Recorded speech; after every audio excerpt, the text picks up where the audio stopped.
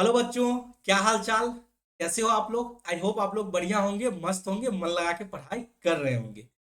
हम लोग आज एक नया चैप्टर शुरू कर रहे हैं क्लास 11th अकाउंट्स में। Financial statement of sole proprietorship business. बहुत ही इंपॉर्टेंट चैप्टर है और बहुत ही प्रैक्टिकल है। आज फर्स्ट लेक्चर है, तो आज की क्लास में हम लोग फिनेंशियल स्टेटमेंट का इंट्रोडक्शन समझेंगे कि फिनेंशियल स्टेटमेंट क्या होता है, कितने टाइप के फिनेंशियल स्टेटमेंट होते हैं, फिनेंशियल स्टेटमेंट का इंपॉर्टेंस क्या है, ऑब्जेक्टिव क्या है, और फिनेंशियल स्टेटमेंट कौन कौन यूज करते हैं। तो चलो आज की क्लास हम लोग शुरू करते हैं। चलो बच्चों, तो अब आप लोग फटाफट हेडिंग डालो। चैप्टर का नाम है फिनेंशियल स्टेटमेंट। फाइनेंशियल स्टेटमेंट, इसका घर का नाम क्या है? Final account. फाइनेंशियल स्टेटमेंट और ब्रैकेट में लिख दो फाइनल अकाउंट। इसे हम फाइनल अकाउंट के नाम से भी जानते हैं।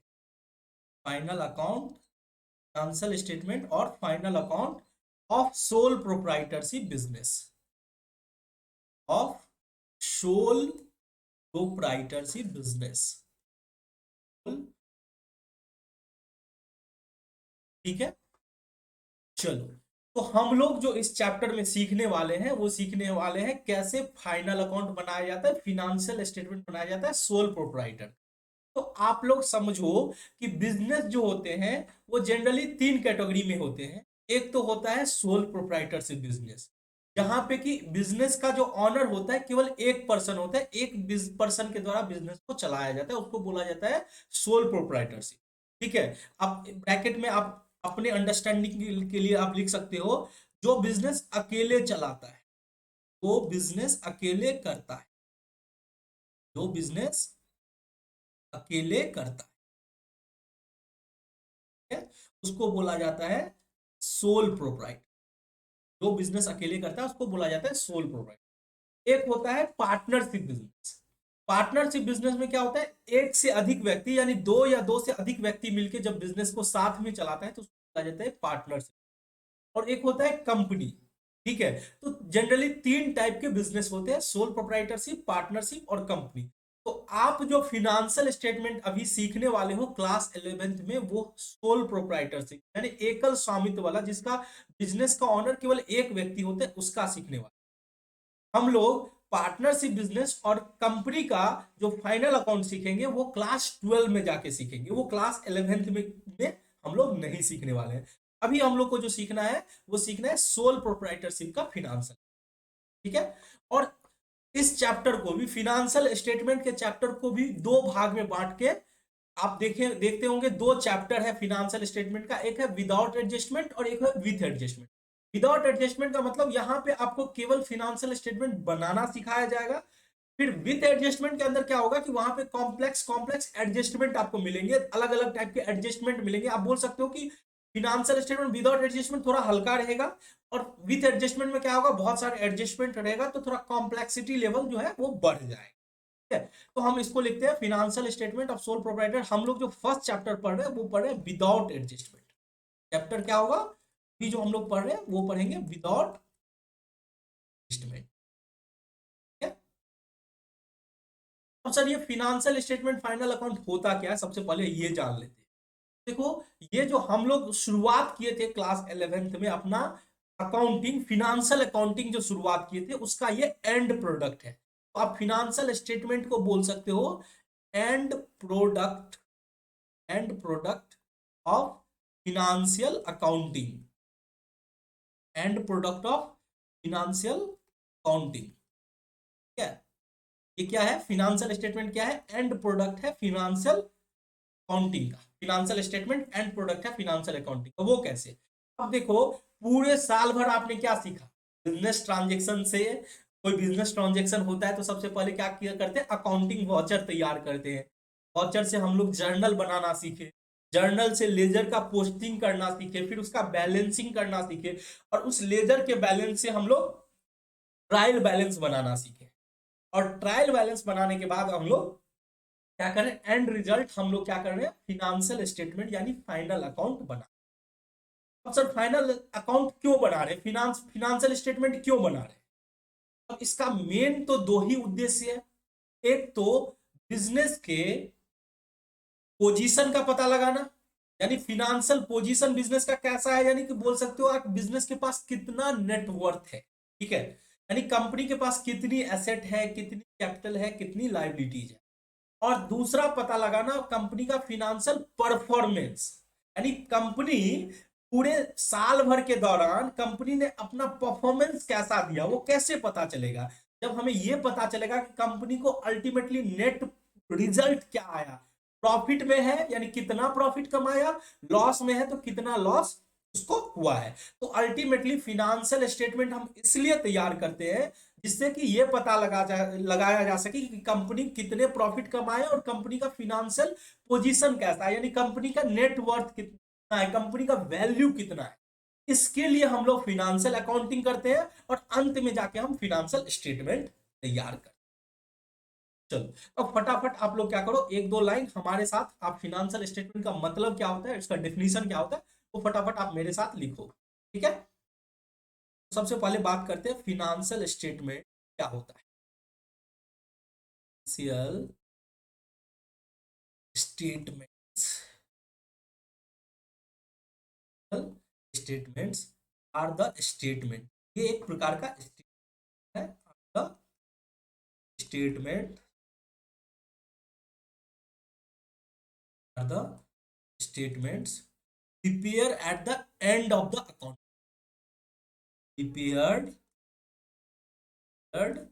at the at the end of the accounting period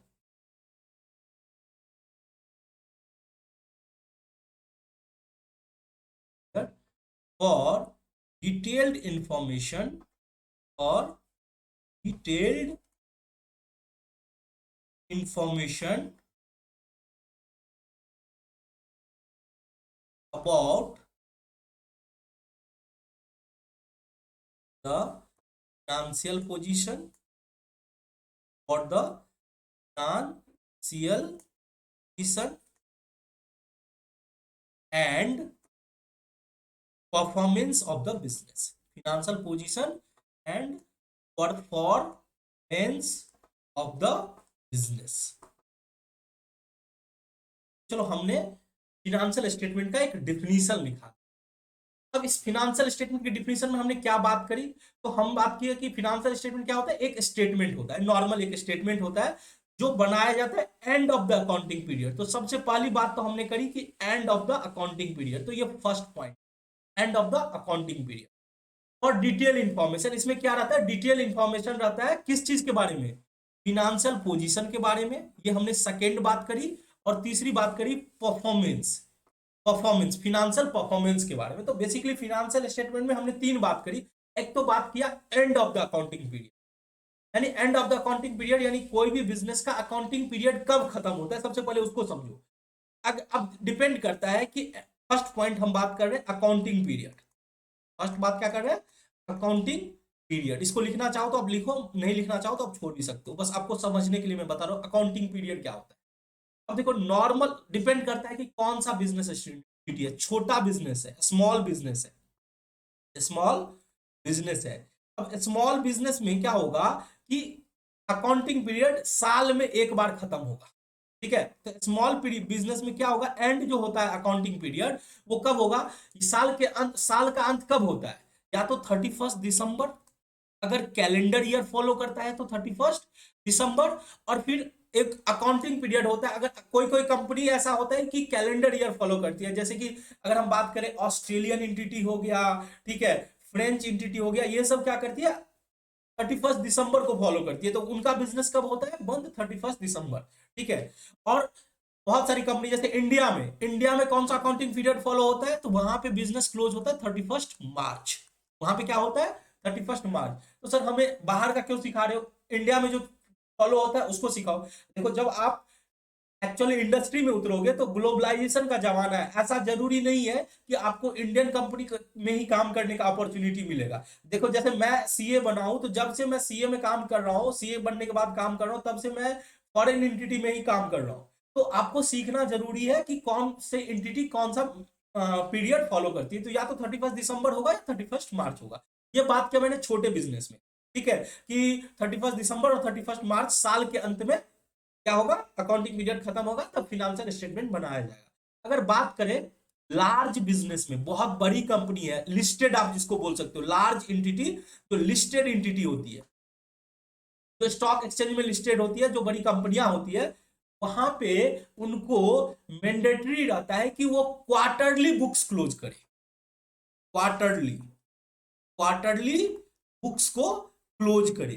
तो अगर क्वार्टरली बुक्स क्लोज होगा, इसका मतलब क्या होगा कि कंपनी 31 मार्च को भी बुक्स क्लोज करेगी, फिर क्या होगा, मार्च के बाद अप्रैल मई जून, फिर जून में क्लोज करेगी, ठीक है, जून के बाद फिर जुलाई अगस्त सितंबर, सितंबर में क्लोज होगा, फिर क्या होगा, दिसंबर में क्लोज होगा। यानी साल में 4 बार फिनेंशियल स्टेटमेंट बनेंगे, जो बड़ी कंपनी है, लिस्टेड कंपनी है, क्वार्टरली बुक्स क्लोज करते हैं। तो ये तो हुआ अकाउंटिंग पीरियड कि कब खत्म होता है, छोटे एंटिटी में साल में एक बार, बड़े एंटिटी में जो है साल में 4 बार क्लोज होता है। वैसे आप लोग के लिए कि कोई दिक्कत नहीं है, आपको क्वेश्चन बोलेगा इस तारीख को आपको फिनेंशियल स्टेटमेंट बनाना है, तो आप तो डेट देखोगे, उसके बेसिस पे आप फिनेंशियल स्टेटमेंट बनाएंगे। मैंने नॉलेज के लिए बताया कि अकाउंटिंग पीरियड कब क्लोज होता है, ठीक है। चलो, अब दूसरा बात हमने करी फिनेंशियल पोजीशन की।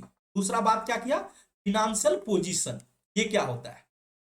फिनेंशियल पोजीशन का मतलब अगर समझने की कोशिश करोगे तो आपको पोजीशन का मतलब क्या है कि आप कहां पे हो, यानी आपके कंपनी का नेट वर्थ कितना है, आपके कंपनी का नेट वर्थ कितना है, यानी आपके बुक में एसेट कितनी है, आपका खुद का पूंजी जिसको कैपिटल बोलते हैं वो कितना है, बाहर वालों से कितना लेके रखा है, बाहर वालों से कितना लेके रखा है, उसको बोला जाता है लायबिलिटीज, ठीक है। तो वो होता है फिनेंशियल पोजीशन, से हमें कंपनी का, बिजनेस का नेटवर्थ का पता चलता है कि कंपनी के पास कितनी एसेट्स है, खुद का पैसा कितना लगाया हुआ है यानी कैपिटल कितना है, बाहर वालों से कितना पैसा लेके रखा है, लायबिलिटीज कितना है, उसको बोला जाता है फिनेंशियल पोजीशन।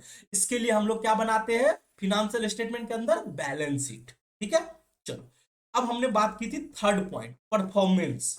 थर्ड पॉइंट की क्या बात की थी, फिनेंशियल परफॉर्मेंस, फिनेंशियल परफॉर्मेंस।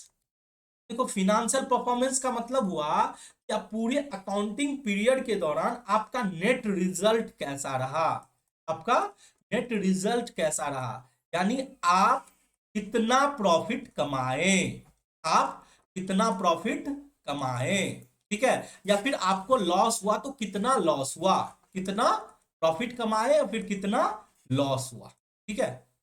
तो ये हमें फिनेंशियल परफॉर्मेंस से पता, ठीक है। तो फिनेंशियल स्टेटमेंट के बारे में तो आपको अच्छे से समझ में आ गया होगा कि फिनेंशियल स्टेटमेंट कुछ नहीं है, एक स्टेटमेंट है जो हमें दो बातें बताता है, एक तो कंपनी का फिनेंशियल पोजीशन बताता है, दूसरा फिनेंशियल परफॉर्मेंस बताता है। चलो, अब हम लोग बात करते हैं सेट ऑफ फिनेंशियल स्टेटमेंट। आप अपने कॉपी में हेडिंग डालो सेट ऑफ फिनेंशियल स्टेटमेंट।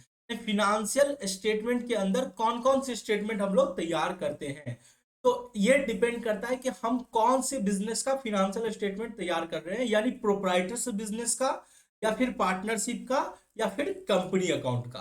तो सबसे पहले अगर हम लोग बात कर लेते हैं कि प्रोप्राइटरशिप बिजनेस, आपको पता होगा कि प्रोप्राइटरशिप बिजनेस क्या होता है। प्रोप्राइटरशिप बिजनेस का मतलब ऐसा बिजनेस जहां पे एक व्यक्ति बिजनेस को संभाल रहे हैं, बिजनेस का जो ऑनर है वो केवल एक व्यक्ति है, तो उसको बोला जाता है प्रोप्राइटरशिप बिजनेस, ठीक है।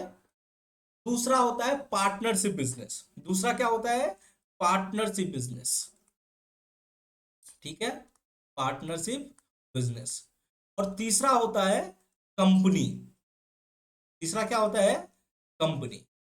तो तीनों अलग अलग तरह के नेचर के बिजनेस के लिए अलग अलग तरह के सेट का फिनेंशियल स्टेटमेंट तैयार किया जाता है। तो सर हम लोग क्लास 11th में केवल प्रोप्राइटरशिप बिजनेस का फिनेंशियल स्टेटमेंट सीखने वाले हैं, फिर ये पार्टनरशिप और कंपनी क्यों बता रहे हैं कि आपको क्लैरिटी रहेगा एटलीस्ट कि फिनेंशियल स्टेटमेंट कौन कौन से नेचर का, कौन कौन सा बनता है, किस किस टाइप का स्टेटमेंट बनता है, तो जाके क्लास 12 में जाके आपको कंफ्यूजन नहीं होगा, ठीक है। तो सबसे पहले बात कर लेते हैं प्रोप्राइटरशिप बिजनेस की। तो प्रोप्राइटरशिप बिजनेस में हम लोग क्या बनाते हैं, सबसे पहले बनाते हैं ट्रेडिंग, ट्रेडिंग अकाउंट, ठीक है, और उसके कंटिन्यूएशन में दूसरा अकाउंट बनता है पीएल अकाउंट। क्या दूसरा अकाउंट क्या बनता है? PL account. ठीक है, और तीसरा अकाउंट बनता है बैलेंस शीट। तीसरा अकाउंट क्या बनता है? Balance sheet. ये प्रोप्राइटरशिप की बिजनेस में एक ट्रेडिंग अकाउंट बनता है, दूसरा पीएल अकाउंट बनता है, तीसरा क्या बनता है?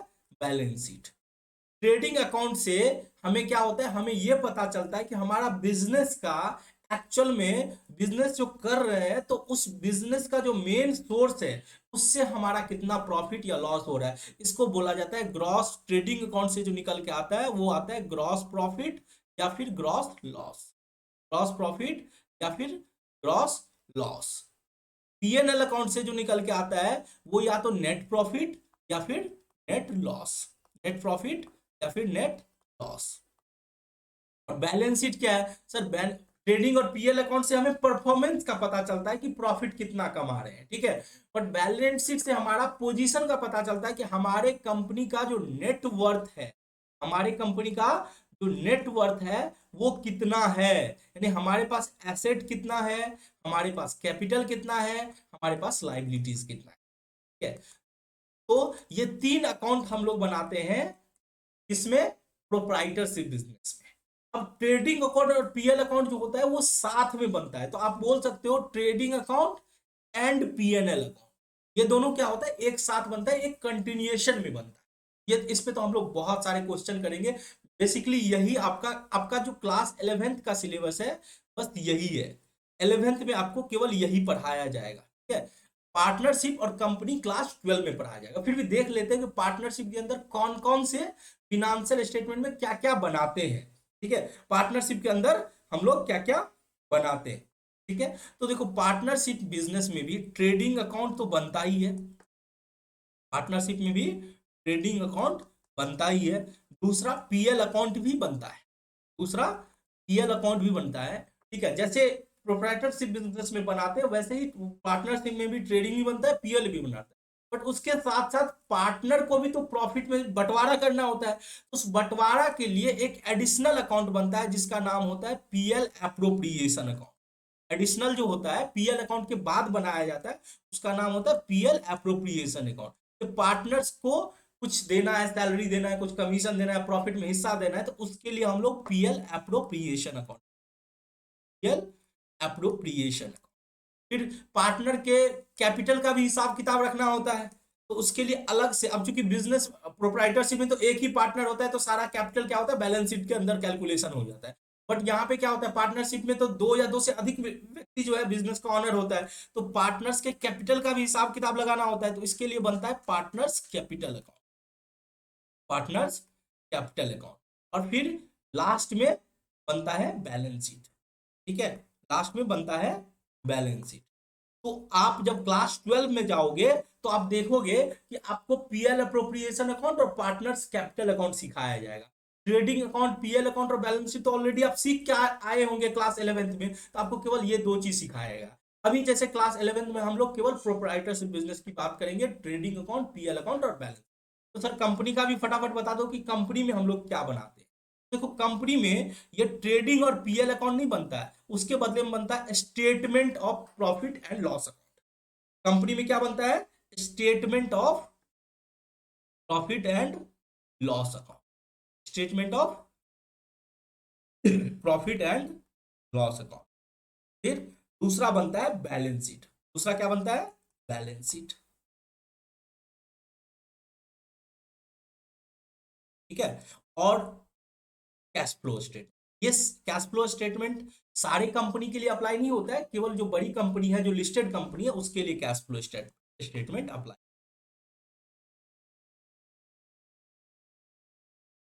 ब्रैकेट में मैं लिख देता हूं only for listed company, for listed company.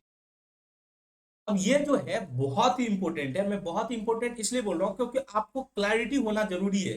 मैं जब क्लास 12 में था तब भी मुझे उतना समझ में नहीं आता था कि पार्टनरशिप बिजनेस के लिए कौन कौन से फिनेंशियल स्टेटमेंट बनते हैं, प्रोप्राइटरशिप के लिए कौन कौन से बनते हैं, कंपनी के लिए कौन कौन से बनते हैं, तो बच्चे कंफ्यूज हो जाते हैं, ठीक है। इसीलिए मैं यहाँ पे आपको क्लैरिटी दे दिया कि प्रोप्राइटरशिप बिजनेस में ट्रेडिंग, पीएल और बैलेंस शीट बनते हैं। पार्टनरशिप में ट्रेडिंग, पीएल और बैलेंस शीट के साथ साथ पीएल अप्रोप्रिएशन अकाउंट और पार्टनर्स कैपिटल अकाउंट बनता है। और कंपनी में स्टेटमेंट, वही जो ट्रेडिंग पीएल है उसका नाम रखा जाता है statement of profit and loss account, और दूसरा बैलेंस शीट। और कैश फ्लो स्टेटमेंट, बड़ी कंपनी के लिए कैश फ्लो स्टेटमेंट भी बनाना पड़ता है कंपनी के केस में, ठीक है। तो ये है सेट ऑफ फिनेंशियल स्टेटमेंट। तो सेट ऑफ फिनेंशियल स्टेटमेंट में ये सब इंक्लूड है। Set of financial statement include for proprietors business trading PL and balance sheet, partnership trading PL, PL appropriation, partners capital and balance sheet. Company के लिए statement of profit and loss account, balance sheet and cash flow statement. I hope आपको अच्छे से समझ में आ गया होगा set of financial statements. चलो अब हम लोग बात करते हैं ऑब्जेक्टिव और importance of financial statement. Objective और इंपोर्टेंस, यानी हम जो फिनेंशियल स्टेटमेंट बनाते हैं उसके पीछे का ऑब्जेक्टिव क्या है और उसका इंपोर्टेंस क्या है। ऑब्जेक्टिव और इंपोर्टेंस ऑफ फिनेंशियल स्टेटमेंट्स। क्यों बनाते हैं हम फिनेंशियल स्टेटमेंट, व्हाई। देखो सबसे पहला ऑब्जेक्टिव जो होता है वो हम इसलिए बनाते हैं फिनेंशियल स्टेटमेंट कि हमें अपने बिजनेस का के रिजल्ट का पता लगाया जा सके, हमें यह पता चल सके कि हम कितना प्रॉफिट कमा रहे हैं, कितना लॉस कमा रहे हैं। ये फर्स्ट ऑब्जेक्टिव है, या आप बोल सकते हो ये फर्स्ट इंपोर्टेंस है जिसकी वजह से हम फिनेंशियल स्टेटमेंट बनाते हैं। To provide the financial result, to provides the financial result, financial result का पता लगाया जा सके, यानी ये पता लगाया जा सके कि हमारा प्रॉफिट कितना हुआ है या हम लॉस में है तो कितने लॉस में है। तो ये सबसे पहला मेन ऑब्जेक्टिव होता है फिनेंशियल का, कि फिनेंशियल रिजल्ट का पता, ठीक है। अब बात कर लेते हैं सेकेंड पॉइंट। सेकेंड पॉइंट जिसके लिए बैलेंस शीट बनाया जाता है, कि हमें यह पता लगा करना होता है कि हमारे कंपनी का पोजीशन कैसा है। पोजीशन का मतलब हमारे कंपनी के पास नेट वर्थ कितनी है, ठीक है। तो to provide the financial position, to provides the to provide the financial position, financial position का पता लगाया जा सके। उसके लिए हम क्या बनाते हैं, बैलेंस शीट बनाते हैं। फिनेंशियल पोजीशन के लिए हम लोग क्या बनाते हैं, बैलेंस शीट। तो ये दो आप बोल सकते हो सबसे मेन ऑब्जेक्टिव है जिसकी वजह से हम लोग फाइनल अकाउंट बनाते हैं। पहला ऑब्जेक्टिव तो है फिनेंशियल रिजल्ट में पता चलता है प्रॉफिट एंड लॉस के थ्रू, और दूसरा पोजीशन यानी नेट वर्थ पता चलता है बैलेंस शीट के थ्रू। ये दो मेन ऑब्जेक्टिव और फिनेंशियल स्टेटमेंट का। इसके अलावा भी है, जैसे कि अगर हम फिनेंशियल स्टेटमेंट बनाते हैं तो हमारे पास पोजीशन और परफॉर्मेंस का रहता है, तो उसके बेसिस पे हम एनालाइज कर पाते हैं। एनालाइज करते हैं तो हम अच्छे से डिसीजन ले पाते हैं, मैनेजमेंट डिसीजन ले पाती है। यानी to analyse and interpret, to analyse and interpret interpret the financial statement. हम क्या करते हैं, फिनेंशियल स्टेटमेंट को एनालाइज एंड इंटरप्रेट करते हैं। to analyze and interpret the financial statements। आप स्टेटमेंट नहीं लगा के आप ये बोल सकते हो to analyse and interpret the financial results and performance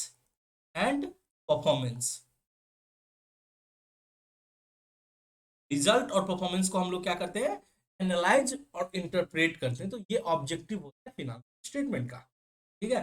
चौथा पॉइंट कि देखो हर एक बिजनेस में जो प्रॉफिट होते हैं उसके बेसिस पे टैक्स दिया जाता है गवर्नमेंट को। तो टैक्स लायबिलिटीज कैलकुलेट करने के लिए ये पता लगाना जरूरी होता है कि कितना प्रॉफिट है कितना लॉस है, और उसी के लिए हम लोग फिनेंशियल स्टेटमेंट बनाते हैं। तो to calculate the tax liability, to calculate the tax liabilities, to calculate the tax liabilities, हमारा कितना टैक्स लायबिलिटीज बन रहा है उसके लिए फिनेंशियल स्टेटमेंट चाहिए होता है, ठीक है। चलो फिफ्थ पॉइंट, अगर हमारे पास फिनेंशियल स्टेटमेंट नहीं रहेगा तो हम कंपेयर कैसे करेंगे कि पिछला साल हम कितना प्रॉफिट कमाए और इस साल कितना प्रॉफिट कमाए, यानी हम ग्रोथ कर भी रहे हैं या ग्रोथ नहीं कर रहे हैं। तो कंपेयर करना जरूरी होता है फिनेंशियल रिजल्ट को। ठीक है, हेल्प करता है फिनेंशियल स्टेटमेंट, हेल्प करता है इन कंपेयरिंग, हेल्प करता है in comparison of current year, current year profit, current years profit with previous year profit, करता है कंपैरिजन करने में करंट ईयर प्रॉफिट का प्रीवियस ईयर प्रॉफिट के साथ, विथ प्रीवियस ईयर्स प्रॉफिट। ठीक है, फिनेंशियल स्टेटमेंट हेल्प करता है कंपेयर करने में कि हम इस साल कितना कमाए, पिछले साल कितना कमाए, तरक्की कर भी रहे हैं, ग्रोथ कर भी रहे हैं या नहीं कर रहे। ठीक है, नेक्स्ट पॉइंट, फिनेंशियल स्टेटमेंट को यूज करके हम फ्यूचर का फोरकास्टिंग कर सकते हैं कि इस साल हमारा इतना हुआ, तो हम मान के चलो अगर हम 10% के हिसाब से ग्रोथ करेंगे तो फ्यूचर में हम इतना प्रॉफिट कमा सकते हैं, जिसको आप बजटिंग और फोरकास्टिंग बोलते हो। तो फिनेंशियल स्टेटमेंट क्या होता है, उससे उसको यूज किया जा सकता है। Financial statements can be used, can be used for forecasting. Forecasting क्या होता है, फ्यूचर का पता लगाना कि फ्यूचर में कितना हम कमाने वाले हैं। और forecasting the future of business, forecasting the future of business. ये बहुत बड़ी बात होती है कि हर एक कंपनी को अपने फ्यूचर में कितना खर्चा करेंगे, कितना प्रॉफिट कमाएंगे, कितना रेवेन्यू जनरेट करेंगे, उसके लिए फोरकास्ट करना होता है, तभी तो वो डिसीजन ले पाता है। इसके लिए बजटिंग करते हैं, इसके लिए क्या करते हैं, बजटिंग करते हैं। तो फिनेंशियल स्टेटमेंट हमें हेल्प करता है बिजनेस के फ्यूचर को फोरकास्ट करने। ठीक है, तो ये मेन ऑब्जेक्टिव और इंपॉर्टेंस थे फिनेंशियल स्टेटमेंट का। पहला दो तो आपको आराम से याद रहेगा कि हमें पता लगाना, to know the financial result, और दूसरा नो द फिनेंशियल परफॉर्मेंस, और तीसरा एनालाइज करना और इंटरप्रेट करना, और चौथा टैक्स लायबिलिटीज कैलकुलेट।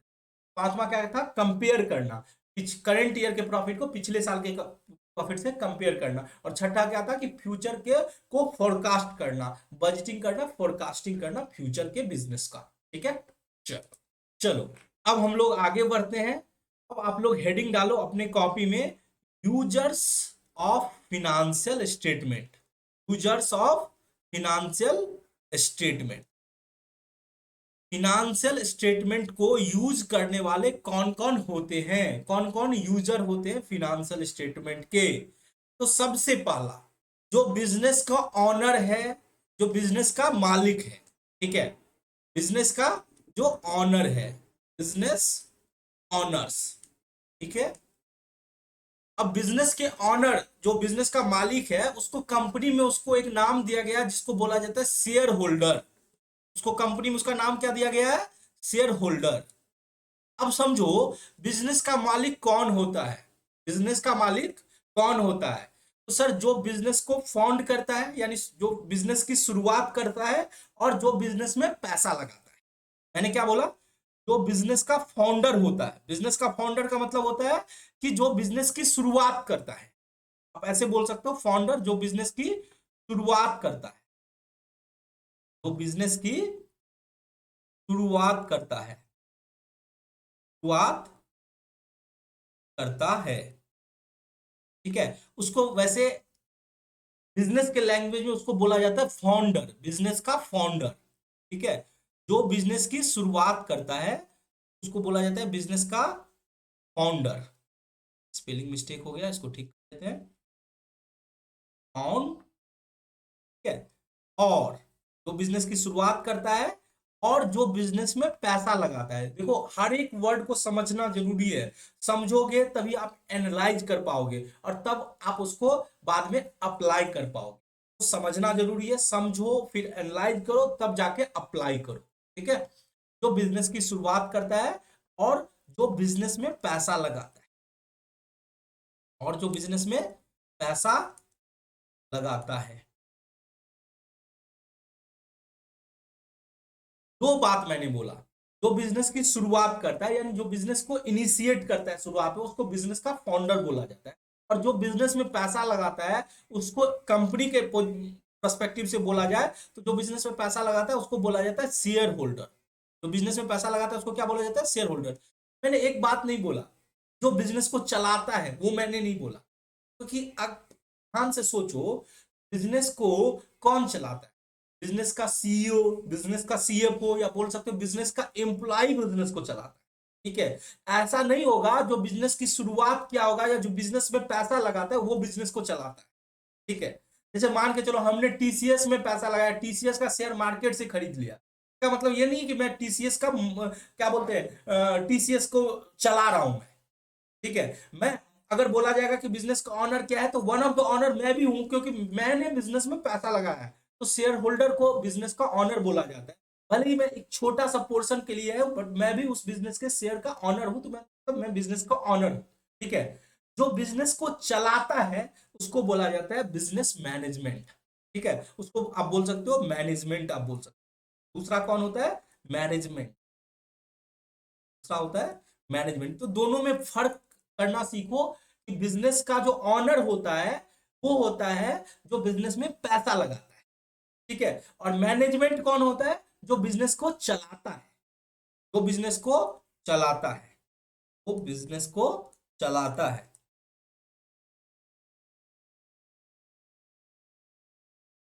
बिजनेस को चलाता है, कौन चलाता है? भाई सीईओ हो गया, सीएफओ हो गया, ये सब बिजनेस को चलाता है। ये बिजनेस के टॉप मैनेजमेंट है, सीईओ, सीएफओ। ठीक है, सीईओ, सीएफओ मेनली ये दो है जो बिजनेस के टॉप मैनेजमेंट होते हैं, जो बिजनेस को चलाते हैं। ठीक है, पर ये बिजनेस के ऑनर नहीं है। ठीक है, अब ये लोग फिनेंशियल स्टेटमेंट को यूज करते हैं। अब देखो, कोई शेयर होल्डर जो बिजनेस में पैसा लगाना चाहता है वो बिना फिनेंशियल्स को चेक किए कैसे पैसा लगाएगा? ठीक है, अगर हमें मेरे पास पैसा है, मैं किसी कंपनी में पैसा लगाना चाहता हूं, मैं उस कंपनी में पैसा लगाऊंगा जिसका फिनेंशियल पोजीशन अच्छा है और जो पिछले कई सालों से उसका परफॉर्मेंस अच्छा है। वो कैसे पता करेंगे? उसके लिए हमें उस कंपनी का एनुअल रिपोर्ट देखना पड़ेगा।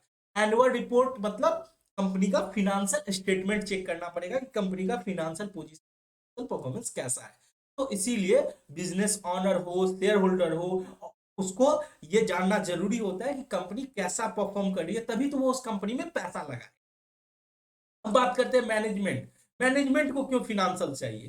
देखो, वो फिनेंशियल्स के नंबर को देखता है कि हमारा कंपनी, मान के चलो एक कंपनी में बहुत अलग अलग तरह के बिजनेस होते हैं, तो वो चेक करता है, वो कंपेयर करता है कि देखो कौन सा बिजनेस हमारा ज्यादा तरक्की कर रहा है।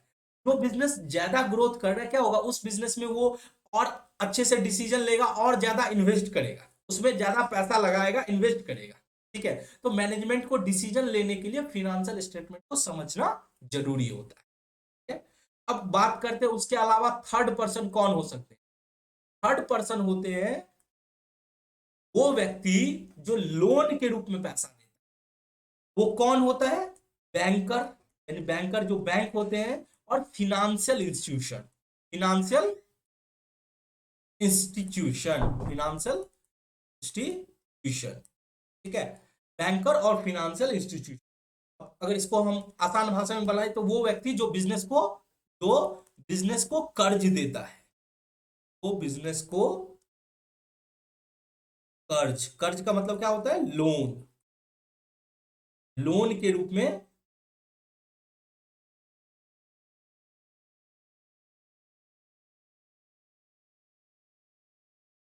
देखो, दो टाइप के व्यक्ति होते हैं। ठीक है, दो टाइप के बोल सकते हैं होते हैं। जो पैसा जो देता है, एक पैसा देता है कि हम पैसा दे रहे हैं, हमें बिजनेस में हिस्सा चाहिए। ध्यान से सुनना मेरी बात। एक व्यक्ति होता है जो पैसा लगाता है, उसको बिजनेस में हिस्सा चाहिए। हिस्सा चाहिए मतलब जैसे जैसे बिजनेस तरक्की करेगा, पैसा कमाएगा, तो उसमें उसका भी हिस्सा रहेगा अगर हम पैसा लगाते हैं। उस तरह के व्यक्ति को ऑनर बोला जाता है, शेयर होल्डर बोला जाता है। कि हमने कंपनी के कैपिटल में पैसा लगाया है, का मतलब हुआ कि हम लोन के रूप में नहीं दे रहे हैं, हमको फिक्स रेट ऑफ इंटरेस्ट नहीं चाहिए। हम आपको दे रहे हैं कि आप इस पैसा को आप अपने धंधे में लगाइए और जो भी पैसा प्रॉफिट कमाएंगे उसमें मुझे भी हिस्सा चाहिए। उसको बोला जाता है शेयर होल्डर, उसको बोला जाता है बिजनेस ऑनर। और दूसरे टाइप के लोग होते हैं कि आप अपना प्रॉफिट अपने पास रखो, हमें प्रॉफिट से कोई मतलब नहीं है, हमें तो एक फिक्स अमाउंट, एक फिक्स रेट, हमें वो उतना टका हमें इंटरेस्ट के रूप में। तो अब बैंकर और फिनेंशियल इंस्टीट्यूशन जो होते हैं उनको प्रॉफिट से कोई मतलब नहीं रहता, बोलता है मुझे आपके धंधे में कोई इंटरेस्ट नहीं है, मैं आपको पैसा दे रहा हूं, बदले में हमें इंटरेस्ट चाहिए, तो उसको बोला जाता है बैंकर और फिनेंशियल इंस्टीट्यूशन। जैसे इसका एग्जांपल अगर एक दो एग्जांपल दे दूं, जैसे एसबीआई हो गया, ठीक है, बैंक है, सिटी बैंक, फिनांस और बहुत सारे बैंक है, पीएनबी, ये सब पैसा लगाते हैं कंपनी में, ठीक है। फिनेंशियल इंस्टीट्यूशन जैसे जेपी मॉर्गन, आप लोग नाम नहीं सुनेंगे तो गूगल पे सर्च कर लीजिएगा, ये एक one of the financial JP Morgan, ठीक है, जो इन्वेस्ट करती है एक फिक्स अमाउंट ऑफ इंटरेस्ट के लिए, ठीक है। तो इन सब लोगों को, सर इन सब लोगों को फिनेंशियल स्टेटमेंट क्यों चाहिए? भाई साहब, कोई आपको कर्ज बिना आपके पोजीशन और परफॉर्मेंस को देखे हुए ना कैसे दे सकता है? ऐसा हुआ कि आपको कर्ज के रूप में दे दिया और ले डूबे तो, आपका कंपनी नहीं चला तो उसको ये जानकारी होना जरूरी होता है कि आपका परफॉर्मेंस कैसा है, आपके पास एसेट कितने हैं, पहले से कितना लाइबिलिटीज है, पहले से कितना कर्जा लेके रखे हैं, तो वो सब चीज कहाँ मिलेगा? वो तो फिनेंशियल स्टेटमेंट के अंदर ही मिलेगा ना, कि कंपनी के पास कितना एसेट है, कितना कैपिटल है, कितना लाइबिलिटीज है। तो इन लोगों को ये जानकारी जरूरी होता है। तो मैंने तीन चीज का बात, तीन कैटेगरी के लोगों को बात किया। एक तो बिजनेस का ऑनर जो बिजनेस में पैसा लगाता है, उसको क्या चाहिए? प्रॉफिट मिलना चाहिए। और दूसरा होता है मैनेजमेंट, जो बिजनेस को चला रहा होता है, तो उसको डिसीजन लेने होते हैं, तो इसके लिए वो फिनेंशियल स्टेटमेंट यूज करते हैं। तीसरे होते हैं बैंकर, फिनेंशियल इंस्टीट्यूशन, जो कर्जा के रूप में देते हैं, तो उनको देखना होता है कि कंपनी का पोजीशन परफॉर्मेंस कैसा है, उसके हिसाब से वो लोन सैंक्शन करते हैं। अब चौथे कैटेगरी के लोग कौन होंगे? सर चौथे कैटेगरी के लोग होंगे अपने गवर्नमेंट, ठीक है। गवर्नमेंट को भी तो ये जानकारी जरूरी होता है कि तुम कितना प्रॉफिट में हो, उसको टैक्स, गवर्नमेंट क्या होती है, अब सेंट्रल गवर्नमेंट टैक्स वसूलती है, टैक्स कलेक्ट करती है, तभी तो देश चलता है। इतना जो रोड बनते हैं, इतना इंफ्रास्ट्रक्चर होते हैं, वो कहाँ से पैसा, गवर्नमेंट कोई क्या बोलते हैं, गवर्नमेंट कोई धंधा थोड़े नहीं करते हैं, वो तो एक्चुअली मतलब पब्लिक से, कंपनियां से क्या करते हैं, धंधा भी करते हैं, बट उतना पैसा नहीं आता कि उस धंधे से बिजनेस को चलाया जा, देश को चलाया जा सके। उसके लिए वो क्या करती है, जो प्रॉफिट कमाते हैं कंपनियां, जो सैलरीड पर्सन होते हैं, उनसे टैक्स वसूलते हैं उनके कमाई के ऊपर। तो कंपनी की कमाई क्या होती है? उसकी नेट प्रॉफिट होती है। तो नेट प्रॉफिट सही है या गलत है, वो कहां से पता चलेगा? वो फिनेंशियल स्टेटमेंट से पता चलेगा। इसीलिए गवर्नमेंट और रेगुलेटरी अथॉरिटी कौन होते हैं? रेगुलेटरी अथॉरिटी, रेगुलेटरी अथॉरिटी, इनको भी क्या होता है, इनको भी फिनेंशियल स्टेटमेंट चाहिए होता है। अब गवर्नमेंट तो आप जानते होंगे, Modi ji, central government, central government, यहाँ पे स्टेट गवर्नमेंट का कोई लेना देना नहीं है, उनको फिनेंशियल स्टेटमेंट देखने की जरूरत नहीं है। क्यों सेंट्रल गवर्नमेंट को क्यों चाहिए होता है? टैक्स कलेक्ट करने के लिए, टैक्स कलेक्शन, टैक्स कलेक्शन, वो भी इनकम टैक्स, आप बोल सकते हो इनकम टैक्स कलेक्शन, कम टैक्स कलेक्शन के लिए सेंट्रल गवर्नमेंट को चाहिए होता है। इसके अलावा ये जो रेगुलेटरी अथॉरिटी होती है, जैसे आरबीआई हो गया, जो बैंक को रेगुलेट करती है, सेबी होगी, जो कंपनी लिस्टेड है, जो स्टॉक एक्सचेंज में लिस्टेड है, उसको security exchange board of India regulate करती है।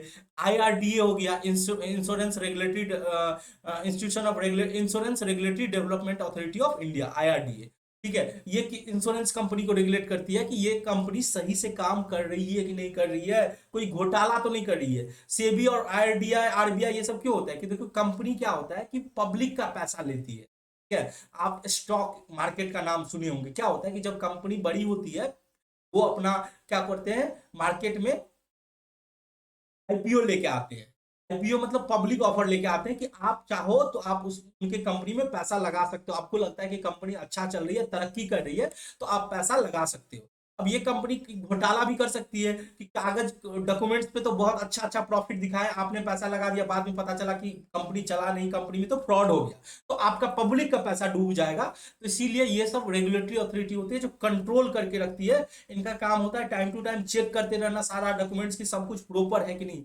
इसके लिए उनको फिनेंशियल स्टेटमेंट चाहिए होता है, ठीक है। तो ये सब कौन है? फिनेंशियल स्टेटमेंट के यूजर हैं, इनको फिनेंशियल स्टेटमेंट चाहिए होता है अपना काम करने के लिए, ठीक है।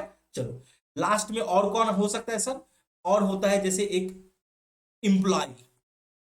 अब जैसे मेरे जैसे इंसान का मैं अपना एग्जांपल दे देता हूँ। मैं किसी कंपनी में जॉब की तलाश करने के लिए जाता हूँ, तो पहले ये देखता हूँ कि कंपनी का नाम कैसा है, कंपनी का रेपुटेशन कैसा है, कंपनी की फिनेंशियल पोजीशन कैसा है। क्यों? क्योंकि ऐसा हुआ कि हम मान के चलो हम वहां पे अप्लाई किए, वहां मेरा सिलेक्शन हो गया, और पता चला 4 महीना के बाद कंपनी के पास पैसा ही नहीं है सैलरी देने के लिए। ठीक है, कंपनी का पोजीशन है, कंपनी बंद होने वाली है, या कंपनी मान के चलो 4 महीना 6 महीना काम करा लिया, उसके बाद हटा दिया, ले ऑफ कर दिया, निकाल दिया, क्योंकि उसको मेरी जरूरत नहीं है। तो हमें ये देखना पड़ेगा एज एन एम्प्लॉय कि किसी कंपनी में ज्वाइन करने से कंपनी का पोजीशन कैसा है, कंपनी कैसा परफॉर्म कर रही है। अच्छा परफॉर्म कर रही है तो जाएंगे, नहीं तो दूसरा कंपनी देखेंगे। क्यों उस कंपनी में जाएंगे जहां का लिक्विडिटी का प्रॉब्लम हो, कैश का प्रॉब्लम हो, तो वहां पे हम ज्वाइन नहीं करेंगे। तो एम्प्लॉय भी देखता है कि कंपनी का पोजीशन परफॉर्मेंस कैसा है। मान के चलो हम अभी जिस कंपनी में है और उस कंपनी का फिनेंशियल स्थिति अच्छा नहीं चल रहा है, तो मुझे पता है कि अगर कंपनी अच्छा नहीं चल रहा है तो मैं भी आगे प्रोग्रेस नहीं कर पाऊंगा। तो मैं सोचूंगा कि इस कंपनी को छोड़ के किसी दूसरे कंपनी में ज्वाइन करूं, क्योंकि हमारी कंपनी का सिचुएशन सही नहीं है। तो इस तरह से इंप्लॉय को भी जरूरत होता है कि वो फिनेंशियल स्टेटमेंट को रीड करे, फिनेंशियल स्टेटमेंट को समझे कि कंपनी कैसा चल रहा है, कंपनी का तरक्की हो भी रहा है या नहीं हो रहा है। ठीक है? इसके बाद लास्ट में आता है वो व्यक्ति जो हमें उधार गुड्स देता है। उसको क्या बोलते हैं? उसको बोलते हैं क्रेडिटर। क्रेडिटर तो आप नाम सुने ही होंगे। वो व्यक्ति जिससे हम उधार गुड्स खरीदते हैं। क्रेडिटर कौन होता है? जिससे हम उधार गुड्स खरीदते हैं। अब बताओ सर, इनको क्यों जरूरत होगा, ये क्यों फिनेंशियल स्टेटमेंट चेक करेंगे?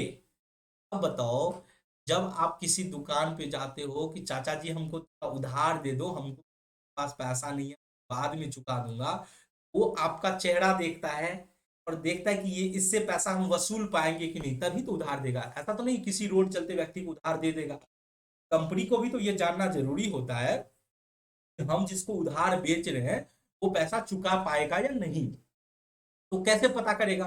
तो कंपनी का फिनेंशियल स्टेटमेंट से पता चलेगा कि कंपनी कैसा परफॉर्म कर रही है। कंपनी ऐसा तो नहीं कि कर्ज में डूबी है। तो ये सब कौन थे? यूजर्स थे फिनेंशियल स्टेटमेंट का। तो मैंने बताया कौन कौन यूजर है फिनेंशियल स्टेटमेंट के। सर टोटल 6 यूजर है फिनेंशियल स्टेटमेंट के। सर क्या इसके अलावा नहीं हो सकते? बिल्कुल हो सकते हैं। मैं तो जस्ट 5-6 एग्जांपल दिया जो कि आपके एग्जाम में पूछे जा सकते हैं। कौन कौन है? एक तो बिजनेस का ऑनर, जिसको शेयर होल्डर भी बोला जाता है, जो कंपनी में पैसा लगाता है। बिजनेस का ऑनर और शेयर होल्डर जो कंपनी में पैसा लगाता है। दूसरा मैनेजमेंट, जो बिजनेस को चलाती है, जैसे सीईओ हो गया, सीएफओ हो गया। तीसरा बैंकर और फाइनेंशियल इंस्टीट्यूशन, जो कंपनी में पैसा देती है लेकिन लोन के रूप में, कर्ज के रूप में देती है। चौथा होता है गवर्नमेंट और रेगुलेटरी अथॉरिटी, जिसको कि गवर्नमेंट तो होता है जिसको टैक्स कलेक्ट करने के लिए उनको जानना जरूरी होता है कि प्रॉफिट सही से कैलकुलेट किया है कि नहीं किया है। उसके लिए वो फिनेंशियल स्टेटमेंट चेक करते हैं। रेगुलेटरी अथॉरिटी क्या होता है? कंट्रोल करने के लिए कि कंपनी सही से काम कर रही है कि नहीं, जैसे सेबी हो गया, आरबीआई हो गया, आईआरडीए हो गया। और फिर उसके बाद आते हैं इम्प्लॉय। इम्प्लॉय को भी जानना होती है कि हमारा तरक्की तभी होगा जब कंपनी का तरक्की होगा, तभी। उसके बाद आता है क्रेडिटर। क्रेडिटर को भी जानना जरूरी होता है कि किसी को उधार बेचेंगे उससे पहले ये देख ले कि उसका स्टेटस कैसा है। ठीक है, उसके लिए वो फिनेंशियल स्टेटमेंट यूज करते हैं। आई होप आपको ये concept users of financial statement अच्छे से समझ में आ गया होगा। चलो बच्चों, तो आज की क्लास के लिए इतना ही। आज हमने क्या सीखा? आज हम लोग फिनेंशियल स्टेटमेंट में इंट्रोडक्शन सीखे कि फिनेंशियल स्टेटमेंट क्या होते हैं, कितने टाइप के फिनेंशियल स्टेटमेंट होता है, कंपनी कौन सा फिनेंशियल स्टेटमेंट के अंदर कंपनी क्या बनाती है, प्रोप्राइटरशिप बिजनेस में कौन कौन से फिनेंशियल स्टेटमेंट बनते हैं, फिर पार्टनरशिप में क्या क्या बनते हैं। उसके बाद हमने बात की कि फिनेंशियल स्टेटमेंट बनाने के पीछे ऑब्जेक्टिव क्या है, उसका इंपोर्टेंस क्या है। फिर हमने लास्ट में बात करी कि फिनेंशियल स्टेटमेंट की कौन कौन से यूजर होते हैं। तो आज का क्लास प्योर थ्योरेटिकल था। आज हमने थ्योरी पोर्शन कवर कर दिया। नेक्स्ट क्लास से हम लोग प्रैक्टिकल कॉन्सेप्ट की ओर मूव करेंगे कि कैसे फिनेंशियल स्टेटमेंट तैयार किया जाता है, ट्रेडिंग अकाउंट कैसे बनाया जाता है, पीएनएल अकाउंट कैसे बनाया जाता है, बैलेंस शीट कैसे बनाया जाता है। तो बड़ा ही इंटरेस्टिंग और बड़ा ही मजेदार चैप्टर है। हम लोग बहुत ही मजे से सीखेंगे, आराम आराम से सीखेंगे। तो चलो मिलते हैं नेक्स्ट क्लास में। आपको अगर वीडियो पसंद आया हो तो वीडियो को जरूर लाइक करना, और अगर आपने चैनल को सब्सक्राइब नहीं किया है तो चैनल को सब्सक्राइब कर लेना, और अपने दोस्त लोग को भी बताना कि वो लोग भी चैनल को सब्सक्राइब कर ले। अभी हम इतना मेहनत कर रहे हैं फिर भी हमारा सब्सक्राइबर 500 भी क्रॉस नहीं किया है। तो आप लोग से रिक्वेस्ट है कि प्लीज थोड़ा सा आप लोग भी ध्यान दें। मिलते हैं नेक्स्ट वीडियो में, तब तक के लिए जय हिंद।